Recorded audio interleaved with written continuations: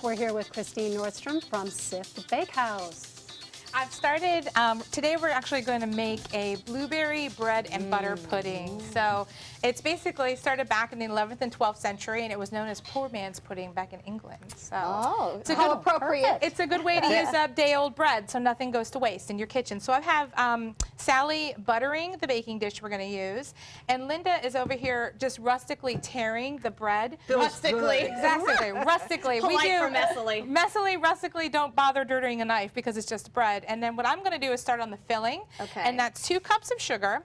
And then we have some beautiful local eggs from Grove Ladder Farms. Have you ever visited them at Sarasota Farmers Market? Tim and Chelsea Clarkson, beautiful couple, have 3 beautiful little girls, and they have one hand. She's a one-hander. I can do one hand over there. That's why we didn't let Cliff touch him. One of my first jobs, I was an omelet chef at a hotel, and it was That's awesome. I would have to crack 600 eggs every morning just to be able to do it. Look how fast you separate. And right now we're separating, and this little thing is called a shalazy, so we want to make sure we get that off. But 2 yolks into there. That's the name of that gross little thing That gross hangs? little thing that hangs is called a shalazy. So that is what that is called. Is that like the umbilical cord? It essentially is. I don't want to ruin eggs for you for the rest of your life, so I will not tell you what all I knew of the chickens parts. came out of eggs. All of the parts I will ruin. It is an umbilical cord, and actually the yolk is actually the food for what the embryo would be in there. So most people don't realize. They think it's opposite.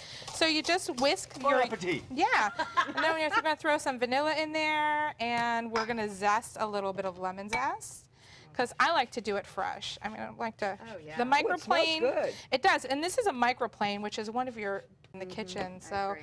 and then you just smell it, and then whisk it up, and then actually a whole quart of heavy cream is going into this. So. But you don't have to whip it. I don't know how this was a poor man's thing back then, because cream is expensive. I guess you had your own cow. So we're just going to basically stir it. We don't want to make a huge mess. And then we take that bowl of bread that Linda has, the whole bowl, and we're going to do it opposite. We're going to go this direction because the bowl is bigger. And you're just going to pour it over.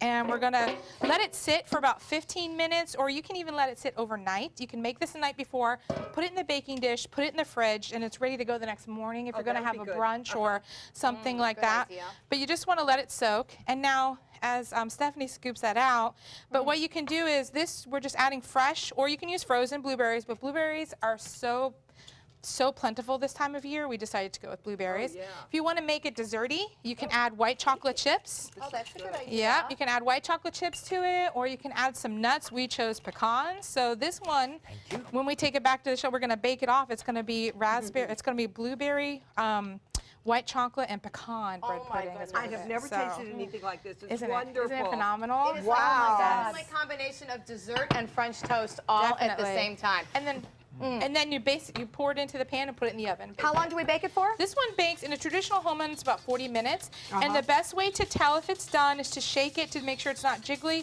or if you take a fork or a knife and just press down on the center to make sure not too much bubbles up. I got to tell you, using croissants as opposed to like day-old bread. Yes. Yeah, that is a home this run. is All right, fabulous. Christine from is Sift wonderful. Bakehouse.